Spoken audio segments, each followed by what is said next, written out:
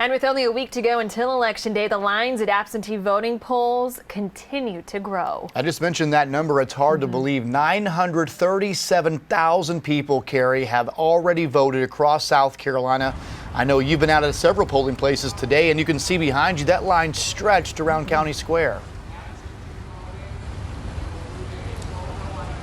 That's right, guys. You know, depending on where you've been waiting to put your absentee vote in, you might feel like 930,000 people are in this line, but that's not the case. In fact, if you've been waiting here today, you've actually had one of the shortest times. They say on average it's been about an hour and a half to get in here at County Square, while just down the road at Mount Pleasant Community Center, it's averaged about 4 hours. But you know, most of the people I've spoken with say it doesn't matter how long, it's worth the wait just to beat the crowds on Election Day. Please turn off your cell phones and get your voter ID out. It's not an uncommon sight these days to see long lines at absentee polling places. At Mount Pleasant Community Center in Greenville, voters are waiting on average about 4 hours. Just the fact that I have the opportunity to vote is a privilege.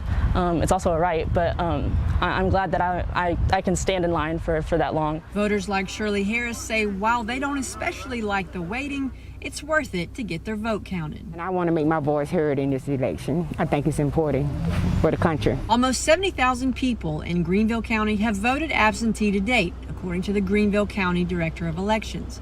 I asked how that compared to absentee voters in the last presidential election. We passed those numbers, days and weeks ago. This is 3 times what we had 4 years ago. The director says it's standard for lines to get longer closer to Election Day and urges people not to wait until the last minute. I didn't know how long the line would be on November 3rd, and seeing how long it is right now, this early, I'm glad I came as early as I did. The cutoff for voting, both in person and absentee, will be 7 p.m. next Tuesday on Election Day. The polls will close at 7. If you are in line at 7, you're going to get to vote. You show up at 7:01 and you won't. So you've got to be in line at 7. That's not in the parking lot. That's not sitting in your car. That's not waiting for the line to go down. If it's close to 7 o'clock, you better get in line.